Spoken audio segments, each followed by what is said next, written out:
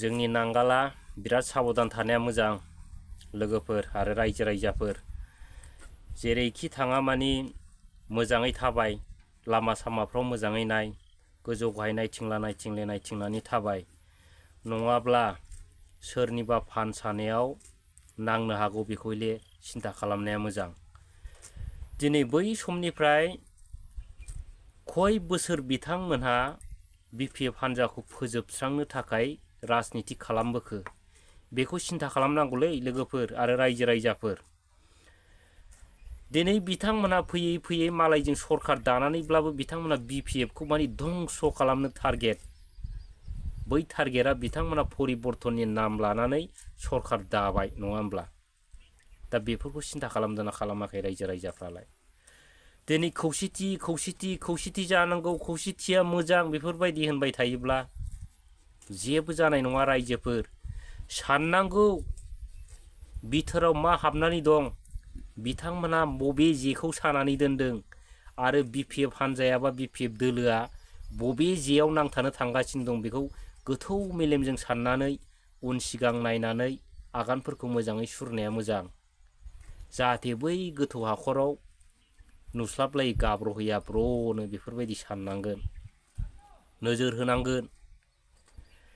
दिनै बिथांमोना बिपिएफखौ फोजोबनो मा खायदा मा कौशल बानायबोआखै। 17 बोसोरनि सिगां प्रमद बर' बिथाङा जेब्लानाखि आबसुनि प्रेसिडेन्टमोन बै समनिफ्रायनो बिपिएफखौ फोजोबस्रांबोनो थाखाय बिथांमोना दिनैसिम मा रल लाबोआखै।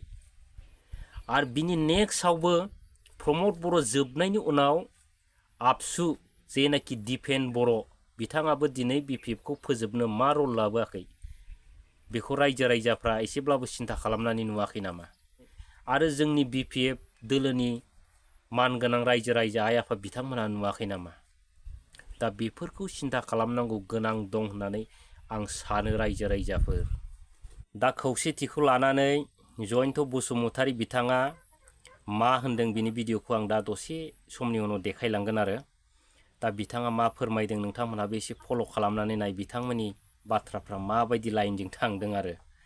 दा जिखुनु हक रायजो राजाफ्राबो दिनै सोंनो रोंनांगोन बिथांमोना दिनै हारिनि सार्थखौ लानानै खौसेथि जानो नागिरदों ना बिथाङा राजनितिक लाबालाबखौ लानानै बिथांमोना दिनैहाय खौसेथि जानो नागिरदों बेखौ सोंनांगोन रायजो राजाफ्रा। दिनै बिथांमोनहा बर' जाथिखौ अलखद बा खैफोद लामायाव होननानै बुजिबाय। दिनै बिथांमोननि खुगायाव दिनैसिमबो मानो पलिटिकेल लाबालाबनि सार्थखौ लानानैसो बिथांमोना खौसे जानो नागिरदों। मोननैबो हान्जाया रेजिस्टार हान्जा रिकगनाइज हान्जा बे हान्जाया बोरैहाय खौसे जागोन बेयाव नोङो एंगारलायनायनि बाथ्रा फैगोन। जोङो बेसेबां एंगारनो हायो बेसेबां आजावनो हायो। बे एंगारनाय आरो आजावनायाव अंकफ्रा मिलायोब्ला गाबोन सयथ' समफोर बिदि रायजो राजाया लुबैनाय बायदिबो जानो हागौ। दानो बिथाङा बुंलांबाय नै दासो मा होनो जयन्त बसुमतारी बिथाङा क्लियार खोथायै बुंदों माबा मोनसे होनाय आरो लानाया जुदि गोरोबलायोब्ला रायजो राजाफोरनि साननाय बायदि जानो हागौ। थारमानि बेयाव जेबो गैया रायजो राजाफोर बेयाव मानि गाव गावनि पलिटिकेल लाबालाबनि थाखायसो माने बिथांमोना खौसेथिखौ लाबोनो नागिरदों आरो मा। दिनै बिथांमोना नुबाय गाव गावनि जेनाखि राजनितिक फैलार माने दुरबल माने जेबो गैला। माने मानसिया जेनेबा गोबाव सम लोमजायोबा होरलां होथां जायो दिनै बेफोरबायदि अबस्था जाबाय। दिनै बैफोर अबस्थाखौ नुनानैसो बिथांमोना सिन्था खालामनानै नुहुरबाय। दिनै बिजेपिजोंबो बिथांमोना जोखार जाबाय जिहेथु बिथांमोननि फिल्डआ मोजां नंला बिजेपियाबो बिसोरखौ लानानै जेबो खामानि जानाय नंला होननानै मिन्थिखाबाय। अब्ला बिसोर मालाय बिजेपिया मालाय बिथांमोनखौ बोरै लाबावनो। दा दिनै बेखौ रोखा रोखा नुहुरनानै बिथांमोना मा जाबाय लास्ट पर्यन्त दिनैहाय बिपिएफखौनो बरायाबा जालालै एबसुनि दिपेन बर' बिथांखौ होनदो खौसे जानानै माने बिटिसिखौ सालायनांसिगौ होननानै माने बैफोरबायदि खोथासो जानो हागौ रायजो राजाफोर। दिनै बिथांमोना नंखायनो दिनैनि दिनाव बैफोरबायदि बाथ्राखौ लाबोबाय थादों आरो मा। प्रमद बर' बिथांनि दैदेननायाव नैबे ओनसोला गोजोन थासारि फैनाय लोगो लोगोनो सान्थिया फैनाय लोगो लोगोनो बुलाय सोलाय जाथिनि गेजेराव नांलाय खमलाय मोनसा मोनसि एना एनिया जोबनाय लोगो लोगोनो सोरबा रायजो राजाफ्रा सिन्था खालामोबा बे UPPL प्रमद बर' दैदेननाय बे राजखान्थि हान्जाखौनो सिन्था खालामगोन, NDA खौनो सिन्था खालामगोन। बिराद अखा हादोंमोनलै लोगोफोर, भिडिअ बानायबाय थानाय समावनो एकदम जा अखा हानानै बानाय मोनाखिसै, नै दासो बानायफिनसै।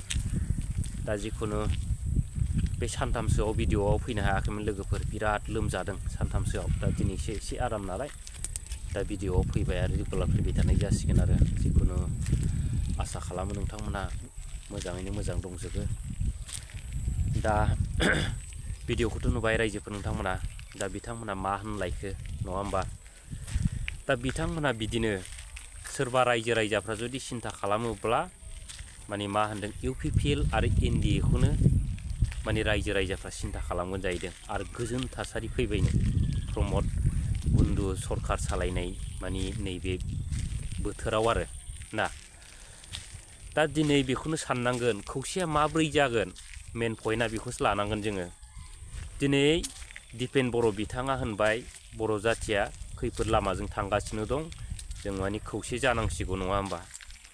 आरो दिनैनि दिनाव बिथांमोना मा होनो माने गोजोन थासारि फैबाय, एकदम सान्थि जाबाय, बुलाय सोलाय जोब्बाय, माने बेफोरबायदिनो बिथांमोना माब्लाबाबो गोरोबलायनाय नङा आरो रायजोफोर। आरो दा सान्थि जाबायब्ला आं मोनसे खोथाखौल' सोंगोन, दिनै जुदि सान्थिया गमामायैनो जुदि जामारबायमोनब्ला दिनै सुक्तिखारि NDA बे बिदा फंबायफ्रा दिनै मानो सासेबो माने जेलनिफ्राय बार'नासै नङा होमब्ला? दा बेनो जाहैबाय सुक्ति ना, बेनो जाहैबाय सान्थि सुक्ति, गोजोन थासारि जाहैबाय। दिनैनि दिनाव बुंनो थाङोब्ला जाय बिथांमोना सरखाराव दं बे बिथांमोना दिनै गाव गावसा दिनै जानानै लोंनानै खामायनानै सान्थि जानायखाय दिनै बिथांमोना रायजो राजाफोरखौ सान्थि नुजोब्बाय आरो। बिदिसो रायजोफोर, थार-सारा बेयाव जेबो गैया दिनैनि दिनाव। दा जयन्त बसुमतारीनि बाथ्रा एंगारनाय आरो लानायखौ जुदि गोरोबलायनाय जायोब्ला रायजो राजानि साननाय बायदि जागोन होनदों आरो बिथाङा। इन्टारेस्टिं, बेफोर जाहैबाय गाव गावनि लाबालाबनि थाखायसो। दा दिनै सानदो रायजो राजाफोर नङा होमब्ला? दिनै महिलारि सारा 17 बोसोर माने BTC-खौ बा BTC-नि रायजो राजाफोरखौ फिसा बायदि दिनै बिथांमोना खुंबोबाय, फेदेरबोबाय, बबेयाव मा नांगौ होबोजोब्बाय। दा बिनिफ्राय सिन्था खालामदो, बिफानिफ्राय बबे दुनियाव माब्लाबा फिसा जाहैनाय नुफेरखो? फिसाला जाहैफिननो हायो नामा रायजोफोर? बिराद इन्टारेस्टिं ना। दिनै बिफा जानानै रायजो खुंबोबाय आरो दा नै उल्था दा फिसाला जाहैफिननांसिगौ आरो बबे रुलाव दं? आरो बे रायजो राजाफोरनि थाखाय बेसेबां गनायथाव नङा होमबा? दाखौ सिन्था खालामनांगोन। आरो प्रमद बर' बिथाङाबो दिनैहाय 5 बोसोर सरखार जाबोबाय, BTR-खौ 5 बोसोर खुंबोबाय बिथाङा नङा होमब्ला बिफा जानानै। दिनै बिथाङाबो फैयै फैयै फैनानै बेयाव फिसाला जानो हाफिनगोन नामा? हाया, माब्लाबाबो जाया। बिदियावनो माब्लाबाबो गोरोबनाय होननाय सोदोबखौ आं नुहुरफेराखै रायजो राजाफोर। नोंथांमोना देन मा अंख खालामो खालामबाय था, माने सावरायबाय थादों होननाय खोनादों। दा बेसेबां सैथो उनावसो मिथिसिगोन। जेब्लासिम जोंनि महिलारि सारनिफ्राय माने बै गोरोबनायनि खोथाखौ मोना, माने माब्लाबाबो बैफोर बाथ्राफ्रा माने कनफ्राम जाया रायजोफोर, बेखौ हले साननानै ला। आरो रायजो राजाफ्रा माने नेनानै थादो समखौ। दा दिनै बै खोथाखौनो आं गोसोखांहरदों रायजो राजाफोर।